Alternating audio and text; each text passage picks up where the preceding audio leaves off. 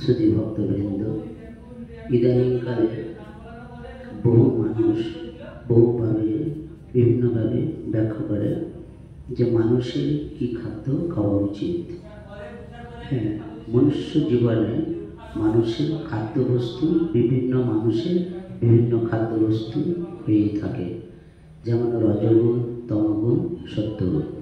যখন খুব তমগুণ মানুষ তখন তারা মাংসাহার করতেই পারে, রজগুণ তারও তা গ্রহণ করতে পারে, কিন্তু সত্যগুণ বিশিষ্ট বা ভক্ত বা ব্রাহ্মণ তারা সাত্বিক আহার করবে। এই সাত্বিক আহারের মধ্যেই নিরামিষই পড়ে। আর ভগবানের যারা ভক্ত তারা ভগবানের কাছে নিবেদিত ভগবানের প্রসাদ গ্রহণ করেই থাকে।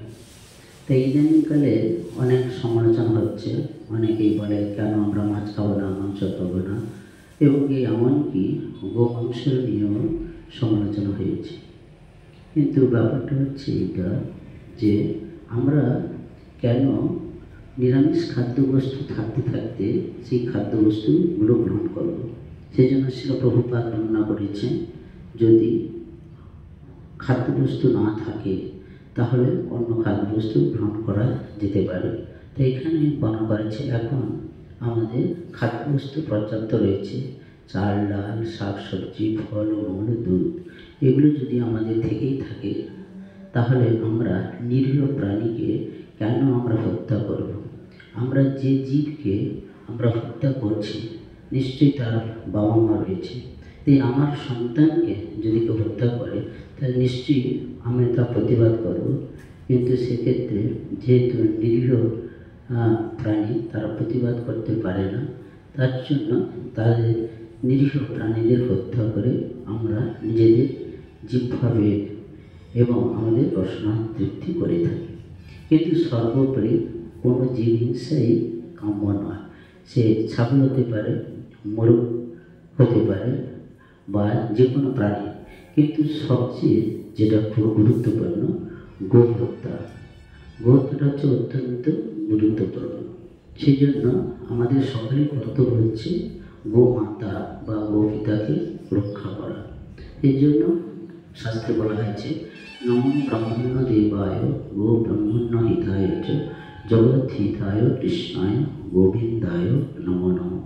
সেই জন্য গোপিতা বা গোমাতা এরা সকলে আমাদের সবসময় সংরক্ষণ করে চলেছে। আমাদের মা 6 মাস কিংবা 1 বছর আমাদেরকে স্তনপান করেন, কিন্তু আমাদের গোমাতা তিনি আমাদেরকে সবসময় আমাদেরকে দুগ্ধ প্রদান করে আমাদেরকে জীবন ধারণ করে, এবং দুধ, ঘি, মাখন, পনির এগুলোর দ্বারা আমরা জীবনযাপন করতে পারি।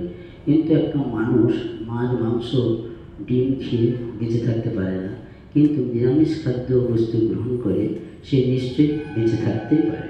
তাই আমাদের কর্তব্য হচ্ছে গোমাতা গোপিতাকে সংরক্ষণ করা, এবং আমরা কোনো প্রাণীকে হত্যা করবার কথা কখনোই ভাবতে পারি না। এই জগতের যার জন্ম হয়েছে সকলের বেঁচে থাকার অধিকার রয়েছে, আমরা কেন নিরীহ প্রাণীদেরকে হত্যা করব। সেই জন্য আমরা যদি সর্বশ্রেষ্ঠ জীব হই, আমরা যদি মধ্যে যদি করুণা থেকে থাকে, দয়া থেকে থাকে, তাহলে অন্যের রক্ত, মাংস, হাড় চিবিয়ে কেন আমরা রসনা তৃপ্তি করতে পারব।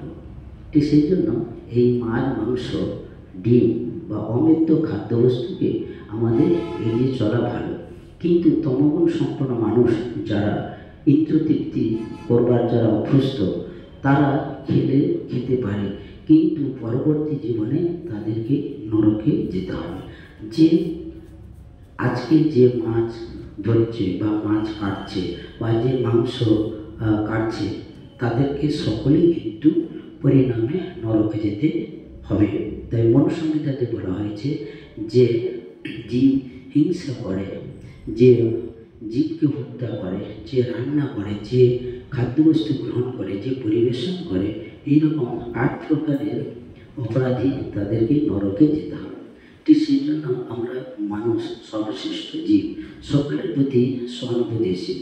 আবার অনেকে মনে করে যে আমরা গো মাতা বা গোপিতাকে সংরক্ষণ করব, কিন্তু অন্যান্য প্রাণীদেরই বা অসুবিধা কোথায়? তারাও তো প্রাণ আছে, মাছের যেরকম প্রাণ আছে, ছাগলের প্রাণ আছে, মুরগিরও প্রাণ আছে।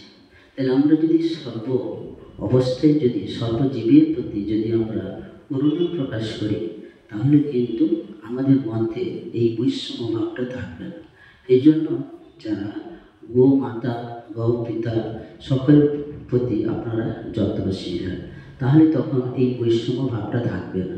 ঠিক সেই জন্য আমি সকলের কাছে অনুরোধ করছি, আমাদের খাওয়া দাওয়ার মাধ্যমে আমাদের মানসিকতা তৈরি হয়, আমাদের বুদ্ধি তৈরি হয়, এবং আমাদের যে খাদ্যবস্তু দিয়ে রক্ত তৈরি হয়, সেই রক্ত দিয়ে আমাদের ভাবনাগুলো ধীরে ধীরে উন্নত স্তরে পর্যবেসিত হয়। সেই জন্য যারা ভগবানের প্রসাদ গ্রহণ করে, যারা ভক্ত, তারা সবসময় ধৈর্য সহ্য এবং ভগবানের প্রেমময়ী সেবায় নিতে পারে। যারা রজ এবং তমগুণের দ্বারা পরিচালিত হয়, তার মধ্যে রাগ, ক্রোধ, হিংসা এবং বিভিন্ন রকমের অপকর্মের দ্বারা জড়িত হয়। তাই এই জগতে আমরা এসেছি সকলের প্রতি সমদৃষ্টি সম্পন্ন, সকলের প্রতি ভালোবাসা, সকলের প্রতি আমরা যত্ন নেব। কিন্তু সেগুলো যদি না করে আমরা যদি জীব হিংসা করি, এই জগতে যদি আমরা মঙ্গল সাধন না করি, তাহলে পরবর্তী জীবনে এইরকম একটা সুন্দর শরীর আমরা লাভ করতে পারব না। ঠিক সেই জন্য সকলেই আজকে আমরা আসুন না যে আমরা সকল জীবের প্রতি, সকল মানুষের প্রতি, সকলের প্রতি আমরা যত্ন নিই। আর যতই আমরা যত্ন নেব, ততই আমাদের মধ্যে শুদ্ধ চেতনা আসবে, সকলের প্রতি আমরা সম্মান করব। এই জন্য বৈষ্ণবগণ বর্ণনা করেছেন, সকলে সম্মান করিতে সহতি দেহ